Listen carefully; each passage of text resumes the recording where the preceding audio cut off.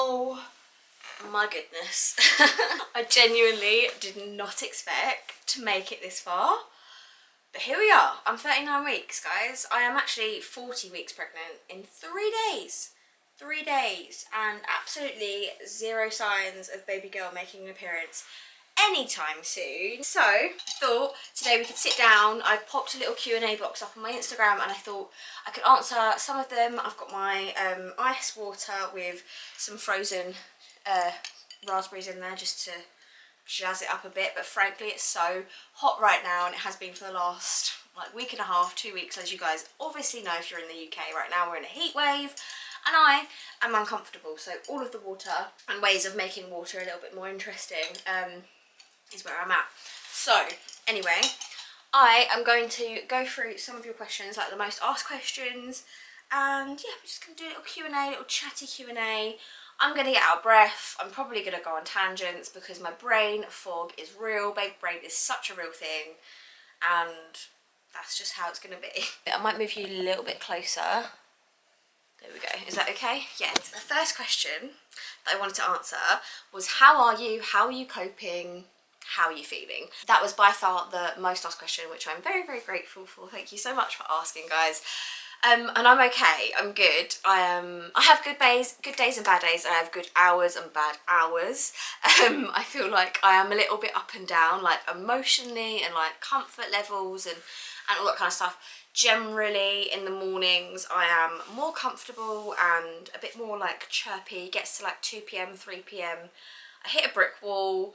Energy levels plummet. But yeah, no, I mean the heat has been something else, hasn't it? It has been difficult, but lots of easy fixes for that, like trying to get George playing with water, like independently playing so I can sit in the shade a little bit, and all those kind of things have just been like my best friend. So you know what, it has been fine, it has been good. There have been moments I've been a hot sweaty mess, but I'm so grateful that I am able to just have this time off with George on his own without baby sister here just yet. Really like focusing on him and what he needs and what he wants to do as well. So that's just, you know, we've got to frame it in the right way, right? I certainly don't feel like that every single moment of the day, but I definitely have been like overall very grateful for this time. So I do feel like a hot sweaty oaf by the end of the day, like so gross from all the sweat and the heat and the dirt, frankly. Like I don't know what it is, like when I wear Birkenstocks most days, actually no, every day, because my feet are so swollen right now, and because you're like walking around outside and like doing things, my feet just get so gross, and like honestly, like I just feel gross all the time basically. So yeah, by the end of the day I do feel like an absolute sweaty mess. But one day very soon baby girl is going to make an appearance, and hopefully I'll feel slightly more comfortable. Hopefully. I mean, I'm definitely going to be battling with other issues, but at least this part will have changed. The next question was, how have you found dealing with pregnancy and a toddler? Which I guess is the same sort of questions along the same lines, and I feel like it changes. Like my answer for this will change every trimester. Obviously, like I'm very at the end of my 3rd trimester now, and this trimester has been hard, I'm not gonna lie, especially the last maybe 4 weeks. I found it very difficult in terms of like my mobility and like just baby girl is like really moving, and you know, any slight nudge actually hurts sometimes when she moves. I hope that's normal, but you know, I've got a very active toddler boy as well, and trying to explain gentle hands to him sometimes doesn't go down in the best way. Like he's particularly clingy with me, or he was particularly clingy with me a couple of weeks ago.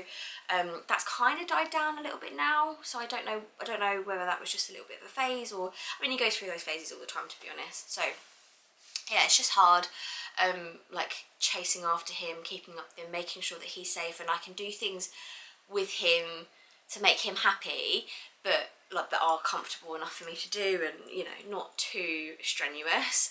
So yeah, it's just one of those things to like navigate, but generally overall it's been okay. I feel like you just have to crack on and do it, because that's just being a mum, isn't it? That is literally like a mum's motto, is just crack on, get on with it, and yeah, you'll figure out a way basically. But yeah, I'd definitely be lying if I said I hadn't found it hard at times, doing things with George, just generally, like, emotionally as well. I would say not just physically, like emotionally sometimes I find it quite difficult, because obviously you're trying to regulate your own emotions that are all over the place, like hormonally and things like that, as well as a toddler's emotions, or teaching them how to regulate their emotions. And it's just like patience levels in the household are not the best at all times, it's fair to say, and I think that's totally fine.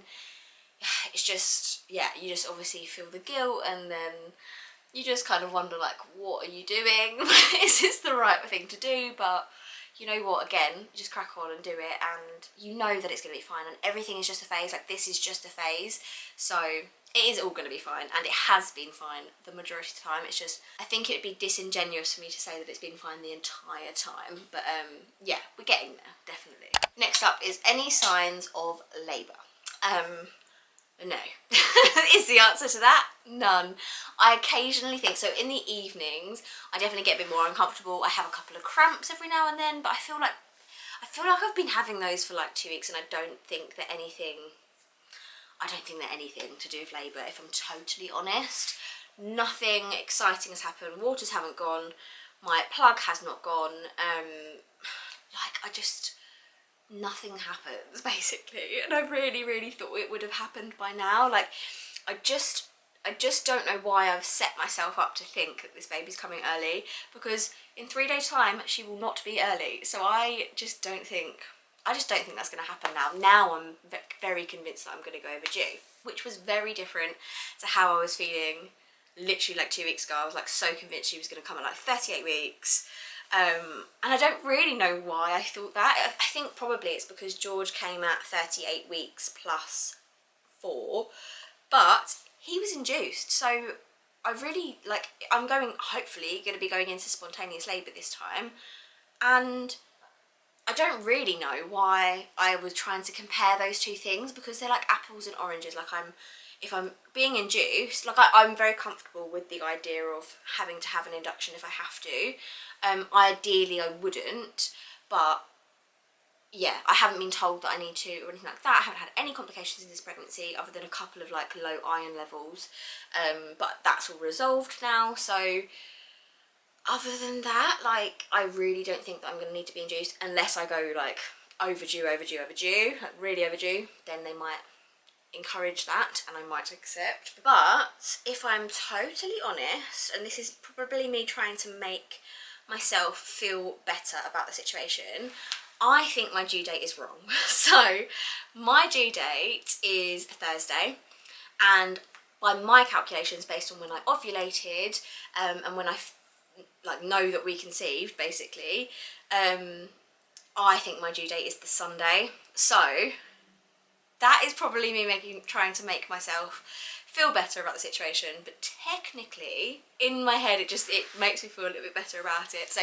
the reason I know like exactly when I ovulated and exactly when we conceived and all that kind of stuff is because I used an app called Natural Cycles when we were trying, and actually when we weren't trying as well. It's like an app that tracks your periods, your cycles, just so you know exactly like what phase you're in and if you're fertile or not, and if you need to be cautious or not cautious, or vice versa, depending on if you're trying or not trying, all that kind of stuff.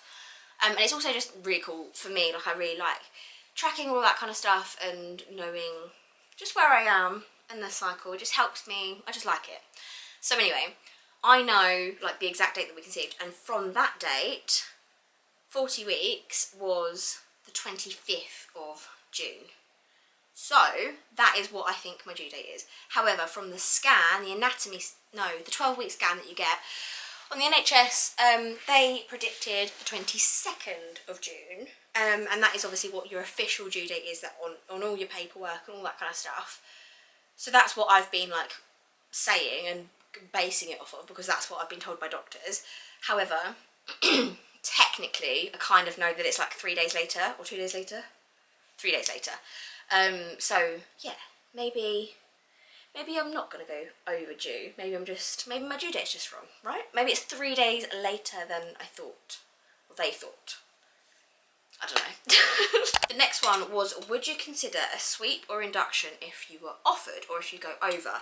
So I have a midwife appointment on Friday, which will be when they think I'm at 40 weeks plus 1, and they will then offer me a sweep at that midwife appointment if I make it that far. So that will be, yeah, technically I'm overdue at that point, or I'm post-term, however you want to say it. Like I said, technically, if you go off of my calculations or the app's calculations, I would be like 39 weeks plus 5 at that point. But either way, I'm very close to my due date / 1 day over, like however you look at it. And I would probably accept the sweep at that point. I had a sweep with George before I was induced, just to see if anything would happen like spontaneously without having to go through the medical induction, and I accepted that and I did that, and I didn't find it particularly uncomfortable. I was quite fine with it.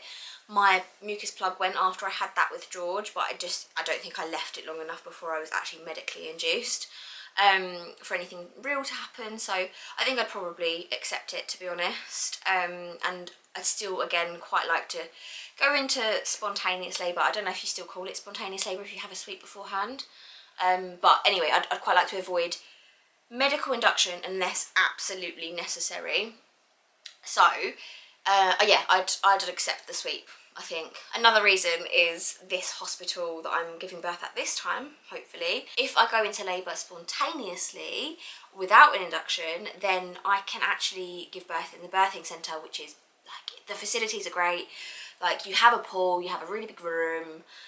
Yeah, there's lots of options for getting in and out of the water and movement and not being monitored and all that kind of stuff, and I would really like that, especially because I think this is going to be my last birth, and I'd quite like that experience if possible.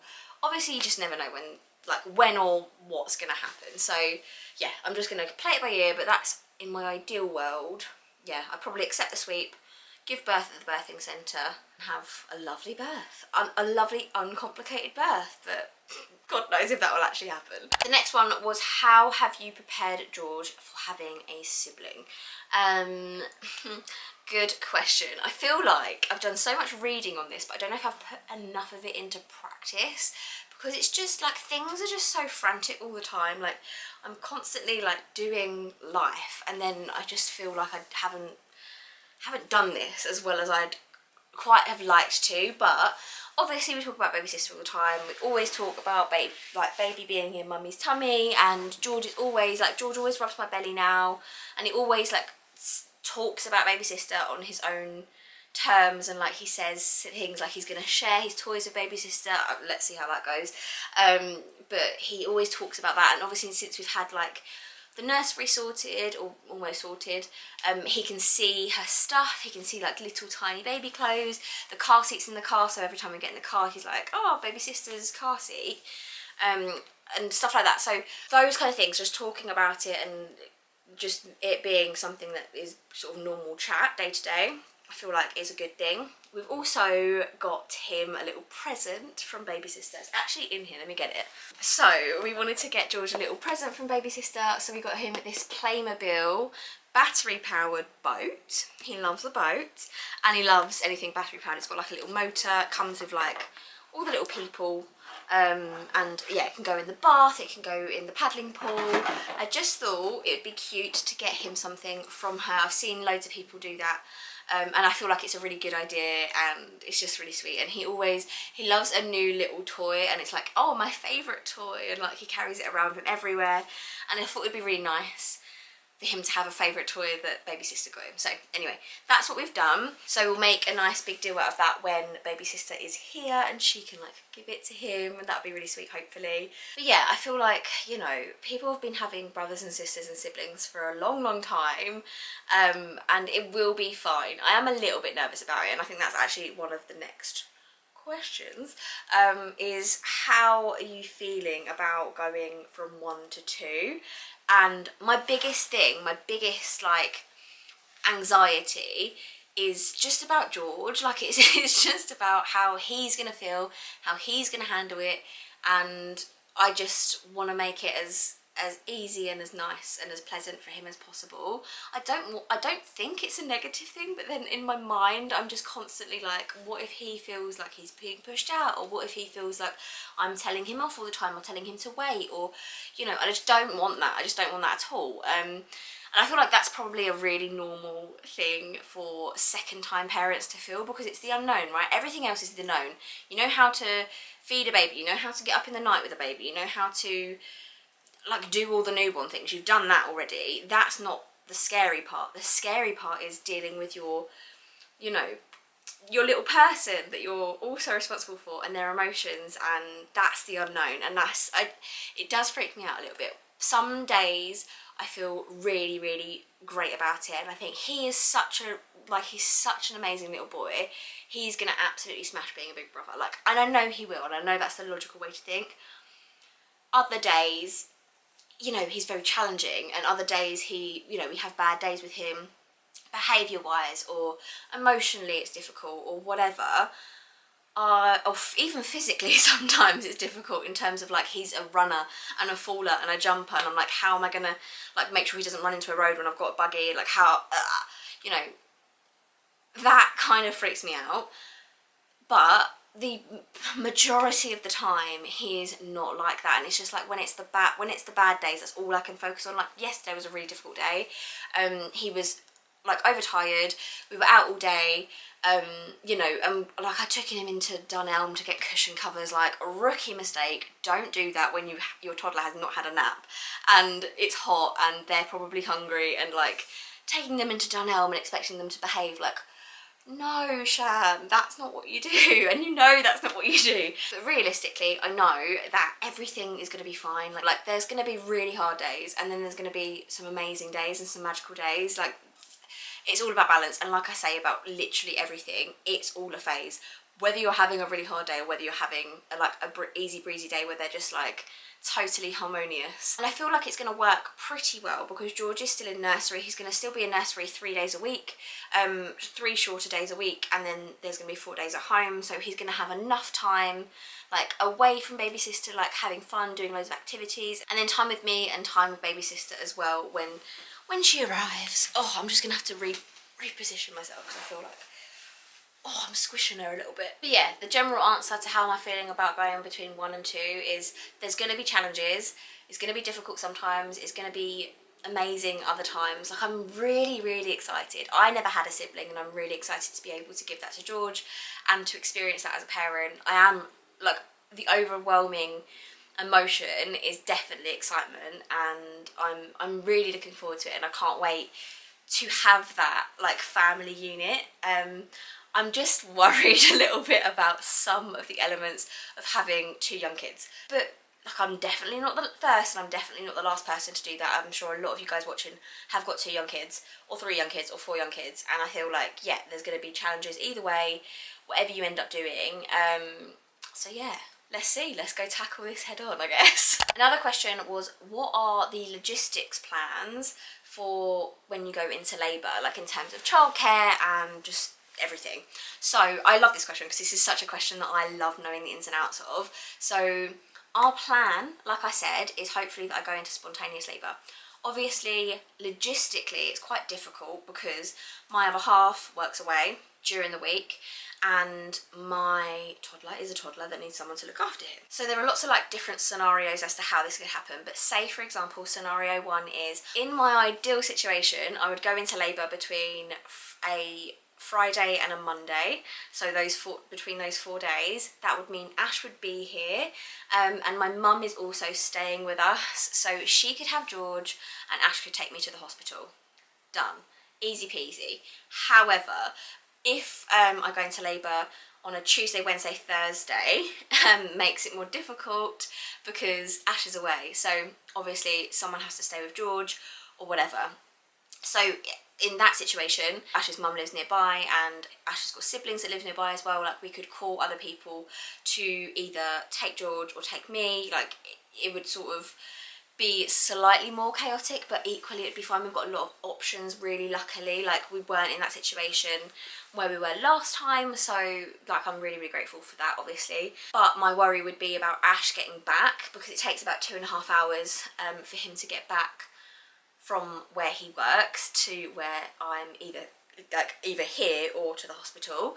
So yeah, like obviously logistically that wouldn't be ideal, but worst comes to worst, I have my mum with me, which is absolutely better than, you know, being on my own. So those are the two kind of examples. If I go into spontaneous labour, obviously if I have to be induced or anything like that, then, you know, we'll just like plan around that. But yeah, to be honest, I'm not too worried about the logistics. I feel like we've got it covered. Like, I've got really good people around me, and, you know, fingers crossed it happens between a Friday and a Monday, but obviously chances are it won't, because when does life ever work that way? But yeah, that is the sort of plan logistically if anything should kick off at any moment. Next question is, when do you think baby will arrive?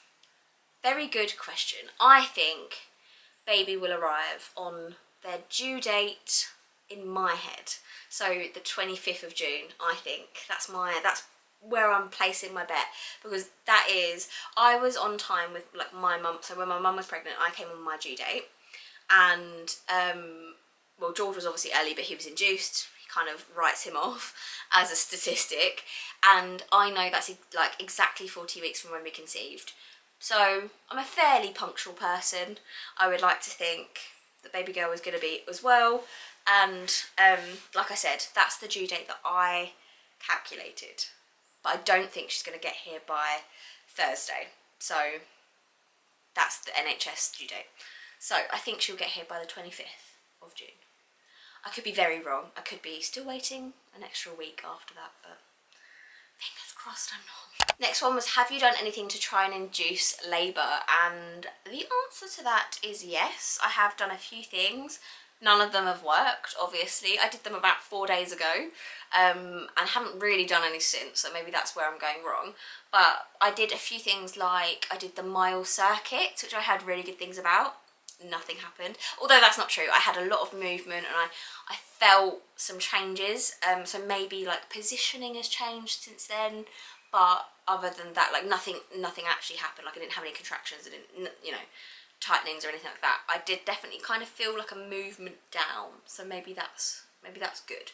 But the mile circuit, if you haven't heard of it, and if you're trying to induce labour, definitely research it, because it has some really good results for a lot of people. So I would recommend that. It is an hour and a half of your life you're never going to get back. However, I did quite enjoy it, so I would recommend it. Mile circuit, just type it into YouTube and loads of stuff will come up. I had a spicy curry. I've been on my bouncing birthing ball thing every single night, every single evening. I've been doing some curb walking and crab walking up and down the stairs. I had like a clary sage bath, so I put like some clary sage essential oils mixed with milk in my bath, which smelled amazing. And to be honest, I'd recommend that if you're past like 38 weeks anyway.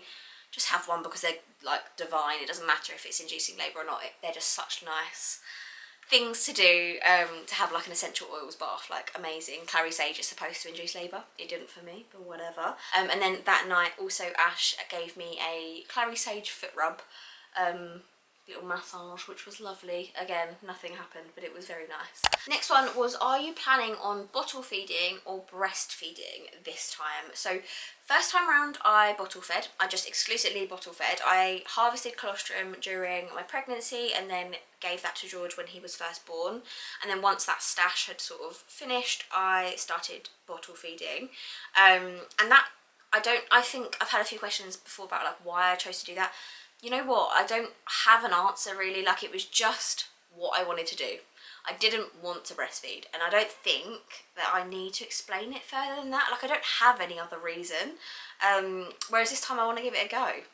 I don't get the whole stigma behind like bottle and breastfeeding. I just don't get it. I just, like, you're feeding your own child. Do whatever you want to do. That's literally it. Like, I don't understand why people get so, involved in how other people are children, like, choosing to feed their kids. But this time anyway, I am gonna try and breastfeed, and I probably will end up combi feeding, I think.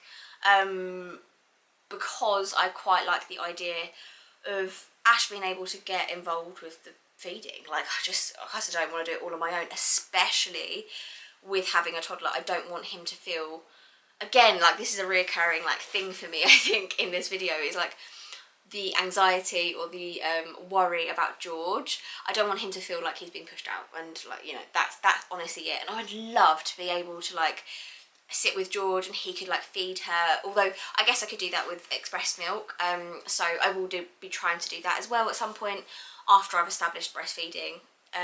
There's loads of, I think, to be honest, if I'm totally honest, the first time round I was scared of breastfeeding. I'd heard so many like negative things really about how difficult it was, and I already felt like having a child is going to be difficult, so why would I add to that? Whereas all of my friends that I'd known that had kids all bottle fed, and they all found that really easy. So I was like, that's just my known experience. Whereas now I did the bottle feeding thing. Yes, it was, you know, fairly simple. Like there were complications every now and then, but there is with every turn, twist and turn of motherhood and parenthood, there's going to be complications, right? So but generally, like bottle feeding, I understand it. I got, you know, how much they should be having, when they should drop bottles. You know what, I did my research and all of that, I got it. With breastfeeding, I felt like there was even more to understand, which was quite daunting as a first time parent, whereas I feel like I could probably tackle that now. God knows if it's going to go my way. God knows if we're going to, you know, get there or not, and if we don't, it's fine. Like, I'm not putting any pressure on myself whatsoever. If it doesn't work for us, it doesn't work for us, and we'll go to bottles. Like, that's totally fine. So yeah, I'll probably try and express, I'll probably try and combi feed, I'll probably try and breastfeed, just the whole shebang. I'm really not putting any pressure on it. We've got all the kit to do all of those things. So yeah, we'll see. I did actually have a few questions about colostrum harvesting, about how you do it and like any research you did and how easy it is and blah, blah, blah. I have to admit, first time round, colostrum harvesting didn't come as easy to me whatsoever, because I didn't really know what I was doing. I had like these really fiddly syringes, which I still have. However, I watched a really helpful video from one of the lovely girls over on YouTube and Instagram, Sophie Taylor. If you guys don't follow her, like, what are you doing? Go and follow her. She has 2 kids, Casper and Indy. Gorgeous family, and I absolutely love her content. But she has a video that's like 2 years old at this point, because she had Casper like 6 weeks before George was born.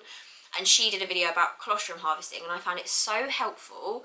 It was so easy to understand, so straightforward, and I like really understood everything. So I would highly recommend that. Just type in Sophie Taylor colostrum harvesting and it will be one of the first videos, if not the first one, that comes up on YouTube. So yeah, I did that the first time around, like watched her video and then did colostrum harvesting. This time round, I barely even had to try to get like a full amount of colostrum out, because honestly, I've been leaking for weeks. It's ridiculous.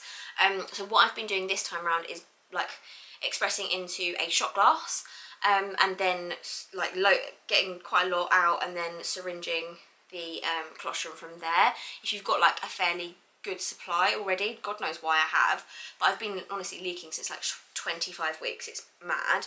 I haven't been like harvesting since then, because nipple stimulation, if you don't know, is a way to induce labour, and it's not really safe. Like, they say it's not safe to do it before 36, 37 weeks, I think. But after that, it's actually a way to induce labour, which is also something I've been doing, so maybe that's another way. Again, hasn't worked for me, so I don't know how accurate that is. But yeah, that's what my midwife said. But yeah, I just seem to have been able to do it really, really easily this time. First time around, like I said, I definitely didn't. So if you want something, a really good tool to watch, like, you know, exactly how to do it, and a really simple explanation, like normal person explanation, not like too medicalised or anything like that, definitely go check out Sophie's video. The next one was, are you set on a name for baby girl? And the answer is yes, but only just, I have to say. Like, I have been set on the name that we've got for weeks, months, yeah, like almost since like the middle of my pregnancy, to be honest. I did a baby names video maybe like halfway through my pregnancy, like maybe 22, 23 weeks, and since that video, it was probably like a couple of weeks after that I'd set on this name. I wasn't set on the spelling of this name. I had to do some convincing. Oh no, maybe I didn't have to do some convincing. We had to have chats about this name and another name, and it was between two of them, and I liked both of them, but I loved this one. And then we both set on this name, and then we weren't convinced on the spelling of this name. So we've just had conversations, and now we've landed on this name. We've landed on the spelling of this name, and we're super happy with it. Middle name only got confirmed, like we only really agreed on that maybe like 3 days ago. It's not the one that I wanted, but it's a very close second, so I'm happy with it. If it means that I got the first name through, then I'm happy with the second name. I do really like the middle name that we've chosen now as well, but the first name, I'm just so in love with it. I love it so much, and it's, yeah, I'm really happy that's what we're going to be calling our baby girl. And I've actually got a piece of personalised jewellery that has George's initial and baby girl's initial on it already, which obviously I'll be wearing once she arrives. And I've worn it a few times actually already, but I've just taken it off for this video, obviously, because I didn't want to give away what her name might be, because some of you might guess. Not that that matters, to be honest, but anyway. Yeah, we have settled on a name, and I'm really happy with it. Like, I'm 100% sure, like, she is definitely this name, 100%. Last one was about George, and it was about potty training. And are you worried about the potty training regression when a new sibling comes on? Because this is a big thing that I never even really thought about. We started potty training at 36 weeks. And I'm now, like, when I was 36 weeks pregnant, because I remember this because it was my 36-week midwife appointment, and obviously I'm now 39 weeks, so it's been 3 weeks, and it's been up and down, but we've smashed wheeze. Like, he doesn't wee in his pants anymore, like, at all. Wheeze absolutely knocked it out of the park. The last 4 poos have been on the toilet as well. However, he did have an accident when we were out yesterday, but we were out, so I don't know whether that was a public toilet anxiety thing or whatever. He doesn't really do them at nursery either. Again, maybe it's just where he's like comfortable at home doing them, I don't know. So we're almost there, but I do kind of think I feel like George is the kind of kid that will regress when baby girl is here, because he'll probably want to be like a little baby again, I think. Because a couple of times he's tried to like climb in the crib and the cot as well in the nursery, and just like trying to be, I'm like, I can see that he's trying to be a baby because he wants to be like picked up. I mean, I don't know, maybe I'm thinking too much into it, but I feel like maybe that will happen. But that's fine, like, we've done it once, we've done it, we can do it again. I'm going to try and not go back to nappies. He did wear nappies at night time for the first couple of weeks, and then maybe for the last like 5 days he hasn't, and he hasn't had any accidents, because he was coming out dry every single morning, and I was like, well, let's just go for it. And he hasn't had any accidents, which is amazing. I'm actually really astonished, especially considering how much water he's been drinking like during the days, because it's been so hot. Yeah, he hasn't had any accidents at night either, so yeah, we'll just see, we'll play it by ear, and yeah, it doesn't matter. In the grand scheme of things, it doesn't matter too much. And then my last one is, are you feeling nervous or relaxed about actual childbirth? And I feel like this is the thing that I've given the least thought to, which is ridiculous given that it's the main event happening in my life in the next, God knows, like couple of days, couple of weeks, who knows.